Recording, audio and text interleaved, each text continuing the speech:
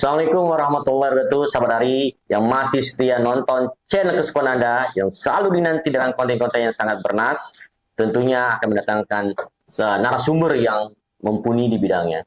Sahabat Ari, tamu istimewa kita datang ke studio Jalan Ari yang nantinya akan membahas, membedah sejauh mana kebutuhan wartawan spesialis atau wartawan ahli ya pada segmentasi tertentu dari keilmuan. Nah, hari ini ya studio datangkan tamu istimewa saya. Siapa dia? Zulkarnaini Masri. Nah, ya. Saya agak-agak nama Jul kan pasaran, jadi saya harus cakap untuk bisa menyebutkannya. Jadi sekilas info, Zulkarnaini Masri ini Jul Masri, Bang, panggilan akrabnya. Oh, Jul Masri. Jul Masri. Jadi sabari ada nama panggilan akrabnya Jul Masri. Yang terlalu panjangnya. Jadi saya hanya menyebutkan nama kepanjangannya karena itu menjadi satu keabsahan agar semua tahu. Tapi saya ingin menyampaikan bahwa sepak terjang dia dalam dunia jurnalis tidak bisa dipungkirin. Banyak hal yang sudah dibuat untuk kepentingan publik, bahkan untuk karirnya sendiri. Ya, dia bagaimana meniti karir dari bawah, dari UKM Pers, ya, unit kegiatan mahasiswa Pers kampus, ya, yang notabene-nya menjadi cikal bakal hingga saat dia bisa sampai di jenjang karir seperti ini di media terkenal Kompas, harian Kompas. Jadi saya ingin coba langsung menyapa yang bersangkutan. Jul Masri, ya. Jul Masri lah. Jul Masri. Ya. Selamat datang, Bung, datang studio Jalan Ari. Ya, ini sebenarnya kita pulang ke rumah sebenarnya. Bukan selamat datang ya. Jadi saya tergelitik kenapa Sabari mendatangkan sosok wartawan senior ini, karena kebutuhan dari konten ini saya ingin coba berbagi informasi bahwa ada, Bung, kebutuhan dunia saat ini itu tidak lagi wartawan tuh bisa seperti segala ilmu yang harus dimiliki, namun menjadi satu hal yang sangat riskan ketika keilmuannya tidak mendalam, ketika kapasitas semakin tidak terakui, ya. Nah, jadi generalis itu betul boleh, tapi spesialisasi itu menjadi satu kebutuhan saat ini. Nah, sejauh mana, Bung Jul Masri melihat bahwa media-media ini harus bisa menempah wartawan, harus bisa memberikan satu kaderisasi agar ada jurnalis yang spesialis untuk bahas isu lingkungan, isu ekonomi, isu politik, hukum, dan banyak hal yang memang menjadi satu kebutuhan sehingga mereka terakui secara sepak terjang dalam dunia jurnalis. Bagaimana tanggapan, Bu? Ya, yang pertama ya, menjadi jurnalis ini kan proses ya. Ya. Ya kan, karir di jurnalistik kan kita mulai dari bawah kan. Yang pasti pengetahuan umum, pengetahuan dasar itu kan mesti kita miliki ya. Kalau di jurnalistik kan ada istilahnya wartawan ini seperti dokter umum, dia sedikit tahu tentang banyak hal, ya kan. Nah, bawahnya kan ini berlaku untuk kawan-kawan yang masih pemula ataupun mungkin wartawan muda lah istilahnya ya. Kalau sekarang kan di jurnalistik kan ada istilahnya wartawan muda, media utama ya kan. Nah, barangkali di tataran jurnalis muda, nah pengetahuan umum ini sangat butuh.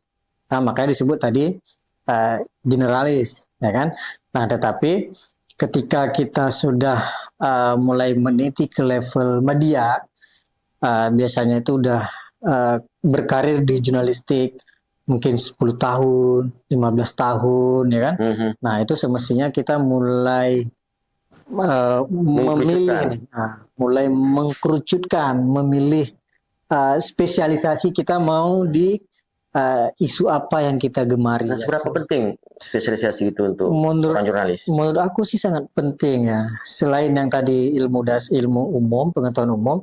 Nah, untuk kita bisa melahirkan laporan yang lebih komprehensif, lebih in-depth, makanya kita butuh spesialisasi.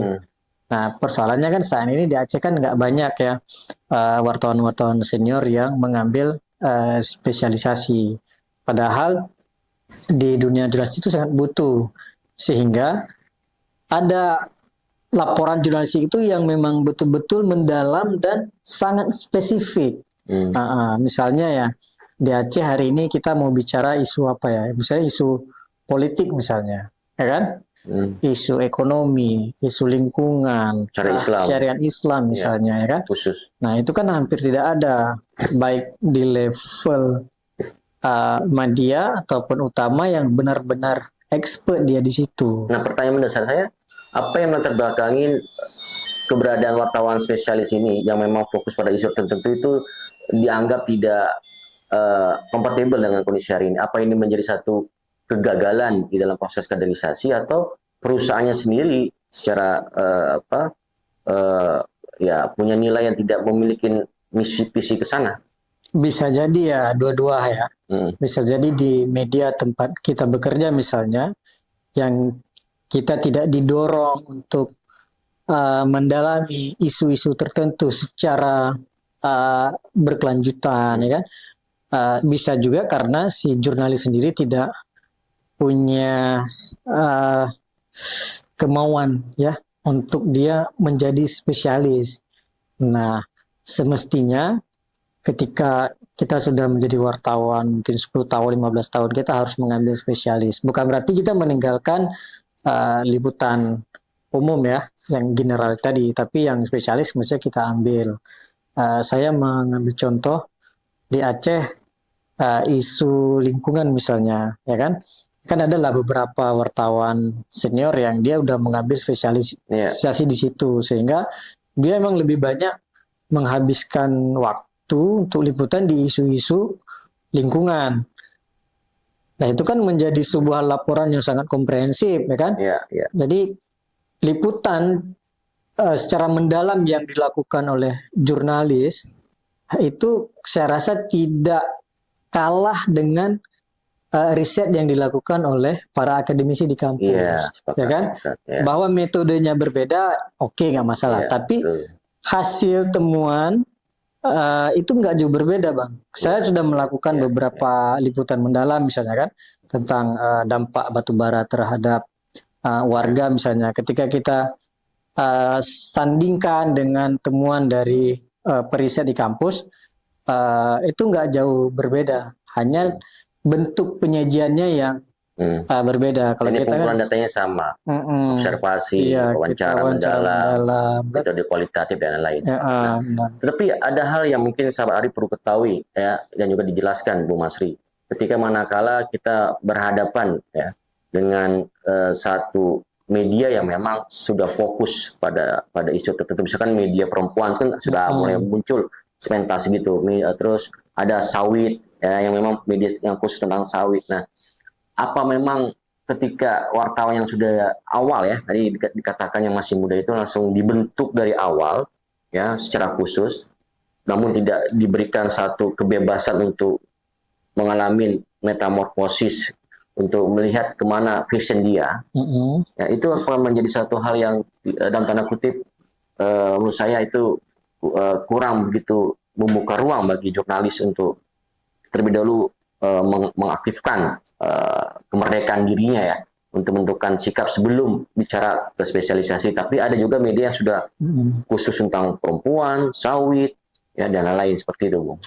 Ya, di media sendiri kan memang ada media yang dia memang visinya sudah sangat segmented kan. Dia liputannya sudah sangat, isunya sangat khusus, misalnya isu perempuan yang tadi kan. Sehingga orang ketika bekerja di media tersebut, dia udah dengan sadar bahwa dia akan banyak berhubungan dengan isu itu. Ya, maksudnya kan? kebebasan seorang jurnalis itu tidak ada lagi ketika tadi kita di awal kan sudah menyatakan Bu Masri bahwa semua harus tahu dulu secara generalis. Baru dalam proses transformasinya. Nah, yang satu lagi kan ada media yang dia media sangat umum, liputannya umum kan. Yang tadi aku bilang, yang pertama media yang sudah sangat segmented secara isu, ya kan? Itu kan clear bahwa ketika jurnalis mau bergabung ke situ, dia udah dengan sadar bahwa dia memang tertarik pada isu tersebut. Betul. Nah, yang satu lagi kan ada media yang kita bilang beritanya tuh berita umum lah, ya. Mungkin di Alexis masuk berita umum ya? Enggak, saya kalau segmented. sebenarnya politik, hukum, keamanan, pemerintahan. Ya, oke. Kalau nukilan lingkungan, kebudayaan, pendidikan, perempuan. Ya, tapi kan ada yang media umum, misalnya di Aceh media umum kayak Serambi misalnya kan, itu kan sangat umum kan.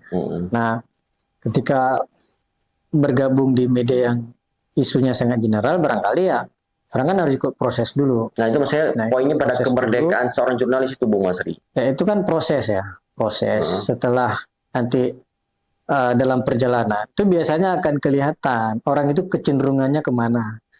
Nah, seorang redaktur mungkin dia harus jeli melihat wartawannya. Ketika dia menulis isu ekonomi, dia laporan jurnalistiknya seperti apa. Ketika dia menulis isu politik seperti apa. Menulis isu lingkungan seperti apa. Nah, itu kelihatan. Ada orang yang ketika dia menulis isu ekonomi, dalam banget tuh, bagus kayak tulisannya. Ketika menulis isu politik dia bingung. Nah, artinya kayaknya belum dapat. Mungkin barangkali dia passionnya di situ. Nah, itu yang kemudian seharusnya si redaktur ini jeli bahwa ini dia mungkin punya ketertarikan di isu ekonomi, yang tugas redaktur kemudian mendorong ya supaya dia semakin expert di situ, karena berharap si jurnalis ini bisa menguasai semua isu dengan sama bagusnya dia menulis ya di semua isu, sama kualitasnya, sama bobotnya. Itu kan berat, ya kan? Ya. Nggak punya satu kemampuan kecuali Superman kan gitu. Itulah makanya itu perlu dilihat ya. Itulah tugas redaktur melihat, oh ini anak ini kecenderungannya politik nih. Ya udah kita mendorong, mengarahkan dia supaya dia expert di situ. Nah, ada hal yang tadi disinggung dan mungkin Sabari juga mendengar ya di awal, ada kesadaran ya, bicara kesadaran seorang jurnalis untuk mampu mengembangkan dirinya agar lebih ahli pada bidang tertentu atau isu tertentu.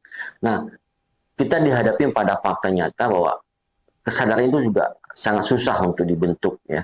Bahkan untuk menggugah jiwa mereka bahwa mereka harus mengalami satu fase perubahan lagi agar mereka lebih dihargai, lebih diakui dan lebih jelas kapasitas keilmuannya dalam hal dunia jurnalis ini. Nah, tentunya nggak mudah nih. Pastilah. Nah, nggak mudah. Nah. Karena mereka sudah suka dengan zona mereka nih, Bung Masri. Nah, apa trigger yang pas untuk seorang itu mampu dilecut agar dia sadar, oke, saya butuh ini, saya harus lakukan ini, sehingga saya harus melakukan transformasi untuk meningkatkan kapasitas, saya harus ikut pelatihan resolusi konflik umpamanya, saya harus ikut pelatihan isu lingkungan umpamanya, gender mainstream umpamanya, dan lain-lain. Ini yang agak payah, Bu. Gimana tuh? Ya, emang yang pertama kesadaran dari si jurnalis itu sendiri kan? Iya, itu makanya kesadaran untuk mengembangkan kapasitas. Nggak mau karena udah cengeng, udah males, nah ini udah ada lari dari kenyataan. Ya, itu sangat kasuistik kan? Karena buktinya ada juga teman-teman jurnalis yang dia punya effort kuat untuk dia mencari ruang-ruang yang bisa dia gunakan untuk meningkatkan kapasitas. Banyak juga tuh Bang Arios. Mungkin kebetulan 1-2 dengan Bang Arios menemukan teman-teman yang barangkali semangat untuk meningkatkan kapasitas dirinya mungkin masih lemah ya. Lagi sahabat hari ini, Jum Masri ini kan juga fokus ke isu lingkungan. Jadi beliau juga membentuk forum jurnalis lingkungan ya. Iya, saya ketua di tahun 2020 2023. Bongkar kan ketua. Tapi bukan saya yang bentuk ya. Saya melanjutkan mengurusnya lah, mengurusnya. Nah, artinya kan Jum Masri ini menjadi satu ikon untuk yang peduli terhadap isu-isu lingkungan. Nah, dan itu kan banyak, tadi saya katakan proses kesadaran itu kan juga dibentuk melalui mekanisme itu, melalui satu forum itu. Nah, apakah penting juga kita melahirkan bentuk-bentuk forum lain, misalnya forum jurnalis ekonomi Aceh, forum jurnalis perempuan Aceh, dan lain-lain yang sejenisnya. Saya kira itu salah satu cara ya untuk menciptakan ekosistem sehingga kita saling support ya, saling support, saling mendorong untuk sama-sama kita tumbuh bareng-bareng supaya kita pintar sama-sama lah. Nah kan kalau saya kan dulu kalau di FJ kan pengennya itu, jadi ketika ada satu teman yang dia mungkin sudah pengetahuannya udah high level dan kemampuannya udah tinggi, tetapi ada teman yang lain barangkali masih kita masih di bawah.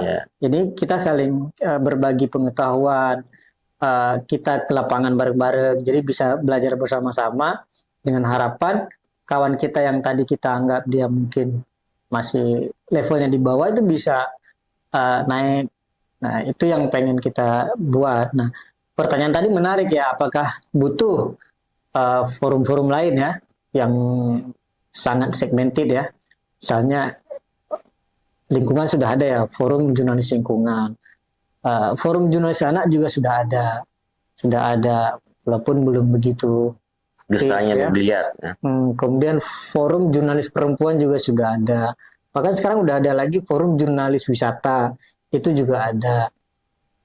Tinggal bagaimana forum-forum yang sudah ada ini sama-sama bergerak, saling support, sehingga isu yang mereka perjuangkan itu benar-benar terblow up ke permukaan. Saya lebih mendasar ya, bukan hanya sebatas isu ya, Bung Julmasri, bahwa keberadaan forum ini betul-betul tadi kembali mengasah jurnalis untuk lebih mumpuni di bidangnya pada isu yang memang bergabung saat masuk dalam forum, isu lingkungan, isu perempuan atau isu wisata. Jadi forum itu bukan hanya sebatas setting isu, penggarapan isu, tapi mereka juga menjadi satu pilar utama untuk menempah atau menjadi motor mengubah orang menjadi lebih baik secara kapasitas pengelolaan isu dan keahlian isu tadi.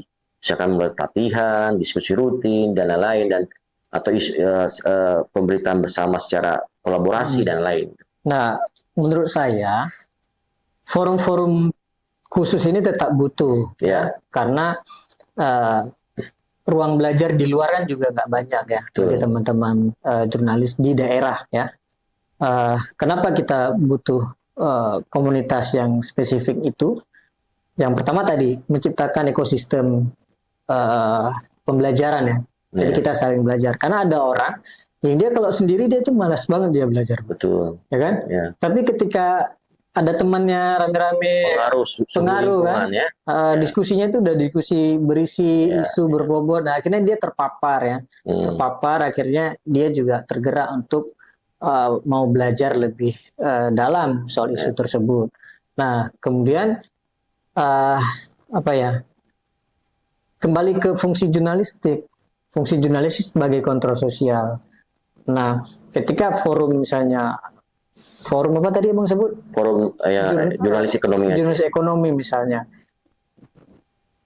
Ini kan akan menggerakkan atau memaksimalkan fungsi jurnalis sebagai kontrol sosial dalam isu ekonomi. Ini kan akan lebih maksimal. Jadi sangat relevan kalau misalnya ditanya butuh atau enggak, sangat butuh menurut saya. Ini sangat relevan sekarang. Nah, misalnya dalam konteks ekonomi ya, selama ini kita melihat pemberitaan tentang ekonomi Aceh itu kan masih sangat datar kan, sangat datar sekali. Kalau misalnya ada rilis BPS yang kita laporkan hanya inflasi naik turun, harga cabai naik turun, kan? Tapi kan jarang sekali yang kemudian itu dipotret secara komprehensif apa sebenarnya yang membuat penyebab ekonomi Aceh tidak naik, jadi sangat tidak mendapatkan pendapatan bagi daerah dan lain. Nah, saya ingin tanyakan satu hal sebelum nanti akan ada closing statement dari Bung Julmasri ya. Saya lihat gini, Sabari, bahwa Julmasri ini kan punya satu niat, bahkan sudah mulai bergerak di mana ada kaderisasi. Ketika saya lihat jejak beliau ya, banyak kaderisasi yang sudah berhasil ditangani oleh beliau. Nah, tapi saya ingin mengatakan bahwa banyak juga hal-hal yang mudah sekali orang mengklaim ya proses itu tidak, dalam tanda kutip ya, tidak diakui ya bagian dari tanggung jawab moral ya sebagai seorang jurnalis senior. Bahkan juga banyak hal-hal yang dalam tanda kutip black campaign yang coba diarahkan oleh siapapun jurnalis yang sudah besar, bahkan menjadi satu nilai yang berbeda ketika umpamanya dia sudah main pada tatanan kepentingan publik bersama sesama jurnalis. Nah, ini bagaimana melihatnya? Saya nggak menemukan itu, Bang Aryo. Saya nggak menemukan ada tipikal seperti yang Bang Aryo bilang ya. Tapi saya selalu menangkap sebenarnya wartawan ataupun jurnalis senior di Aceh ini sangat peduli pada jurnalis pemula tadi itu. Nah, barangkali kita butuh momentum ya, butuh momentum untuk mendekatkan si jurnalis muda ini dengan jurnalis senior supaya ada jembatan untuk berbagi Nah, pengetahuan. itu yang saya buat kadang-kadang kan agak jurnalis senior tuh dianggap kayak di menara gading yang besar, sedangkan kaum muda ini kan agak sungkan, agak itu kan tanggung pasti kan. Nah, tapi kan kita butuh satu frekuensi yang sama. Ya, makanya kita butuh komunitas di situ. Fungsi komunitas kan di situ untuk mempertemukan, ya kan? Komunitas ini kan kayak meja ini loh, Bang. Jadi bagaimana kita mempertemukan kopi, mempertemukan makan, mempertemukan. Jadi kita berada di satu meja, ya kan? Ada tanpa sekat, tanpa strata dan semua egaliter. Ya, sehingga ketika kita berada di satu wadah, kita kan bisa saling berbagi ya. Nah, di komunitas ataupun di forum, kita mengedepankan semangat itu, ya kan? Yang jurnalis yang udah senior, yang punya pengetahuan expert, kita beri jembatan untuk dia berbagi dengan teman-teman yang masih muda. Teman yang masih muda kita dekatkan dengan teman senior supaya bisa belajar. Nah, peran ini yang harus kita ambil. Peran ini, jembatan ini yang harus kita ambil. Itulah salah satunya melalui pembentukan forum-forum yang sangat spesifik tadi. Semangatnya itu semangat berbagi sebenarnya. Keberadaan jurnalis yang ahli dan juga kelembagaan atau sejenis komunitas tadi, forum tadi, tentunya kan menjadi satu nilai positif untuk bagaimana menjadikan satu iklim media itu semakin kuat secara konten, semakin kuat secara sumber daya manusianya, secara kualitas. Tetapi ketika iklim ini juga tidak didukung oleh banyak pihak, ya, dan maksud saya bahwa pihak baik pemerintah, ya, baik pihak-pihak memang terkait dan peduli dalam urusan penguatan kapasitas jurnalis, tapi ujung-ujungnya juga niat itu terbentur dengan satu ego dari iklim tadi yang tidak peduli dengan kepentingan hak jurnalis itu sendiri. Iya, pastilah itu kan tantangan kan. Tapi kan, iya, kita orang-orang yang punya semangat 45. Iyalah, mesti kita mengabaikan kondisi itu. Mengabaikan artian jangan gara-gara itu kemudian kita niat tulus kita untuk bergerak itu jadi luntur kan. Ya udah, kita bergerak aja Bang Aryos. Apa yang bisa kita lakukan untuk sama-sama membangun kapasitas sesama jurnalis, ya udah kita lakukan aja. Nah, gimana kondisi Aceh dan juga kebutuhan jurnalis yang spesialis itu untuk konteks hari ini? Masih sedikit ya, masih sedikit. Misalnya dalam isu politik lah misalnya, ya kan? Kita kan masih minim sekali pembahasan tentang situasi politik Aceh saat ini yang secara mendalam misalnya, lebih komprehensif. Makanya kan sangat menarik kan soal politik sekarang, kenapa baru Mualim yang muncul menjadi calon gubernur, tapi yang lain kok belum misalnya kan. Orang menulis tapi kan masih sangat di permukaan kan. Tidak ada yang mengulik sampai sedalam-dalamnya. Kalau saya pribadi mungkin tidak begitu expert di bidang di isu politik. Kalau saya lebih expert di isu lingkungan. Kalau isu lingkungan saya banyak menulis isu yang lebih mendalam kan. Nah, tapi kita menginginkan harus semakin banyak nih jurnalis yang mengambil spesialisasi. Karena apa? Semakin dalam laporan jurnalistiknya, semakin tajam dia, Pak. Ya kan? Nah, semakin tajam, maka daya push-nya itu untuk merubah, mempengaruhi kebijakan pemerintah, untuk mempengaruhi mindset publik, ya kan? Itu kan akan lebih kuat, ya kan? Makanya butuh kita jurnalis dari spesialisasi. Betul, saya sepakat. Dari pena jurnalis atau dari pikiran jurnalis itu mampu mengubah tatanan satu peradaban dan perubahan. Saya bahkan berpikir semestinya liputan-liputan mendalam yang dilakukan oleh jurnalis itu harus diseminarkan, harus dibuat diskusi. Diseminasinya harus ada. Iya, harus dibuat diseminasinya di kampus misalnya, ya kan? Dan juga untuk menguatkan perubahan atau pergerakan. kalau misalnya riset, kampus kan selalu dibikin seminar kan. Nah, kenapa enggak laporan jurnalistik yang memang mendalam diseminarkan? Diseminarkan, yaitu tujuannya untuk mencari masukan-masukan, pandangan-pandangan dan juga lain kan. Penulis juga untuk orang lain. Gitu. Oke, Bu Masri, tak terasa bincang-bincang sudah banyak hal yang sudah diulas. Apa closing statement Bang Jul Masri terhadap anak muda dan juga kepada sahabat Ari nonton, khususnya dalam tema kali ini terkait kebutuhan jurnalis yang spesialis, yang ahli pada isu tertentu? Ya, yang pertama, tantangan saat ini dunia semakin canggih ya.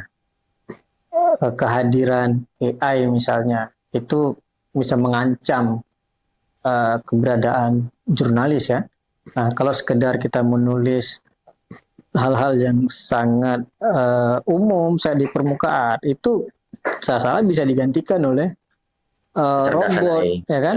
Nah, tapi menulis secara komprehensif, mendalam, kemudian kita memaknai dari setiap fakta-fakta yang kita temukan di lapangan, ya, ada rasa di dalam tulisan itu kan yang nggak bisa digantikan oleh robot. Nah, ya, saya sih mengajak teman-teman untuk tidak berhenti untuk meningkatkan kapasitas.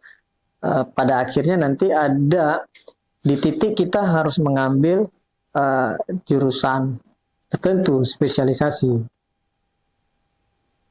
Karena wartawan yang sudah expert ini kan hampir sama kayak ilmuwan kan. Karena kan dia menulis tentang isu tertentu yang sangat mendalam. Bahkan menjadi buku. Bisa menjadi buku kan banyak sekarang. Di nasional banyak teman-teman jurnalis itu yang bikin buku kan. Nah, kalau di Aceh mungkin masih bisa dihitung jari lah. Baik, sahabat Ari, tak terasa sudah bincang-bincang kita yang sangat bermutu, yang berdaging isinya dari seorang Jul Masri, ya. Banyak hal yang nanti disajikan pada konten kali ini, ya. Saya berharap dapat diambil kesimpulan yang sangat bermutu, yang nanti bisa menguatkan kapasitas kita dalam bagaimana melihat perspektif kebutuhan jurnalis spesialis di Aceh maupun secara nasional. Sampai ketemu lagi bersama saya, tetap setia nonton Janari, jangan lupa like, share konten ini, dan dukung terus konten Janari dengan subscribe channel ini. Cayo, Jalan Ari.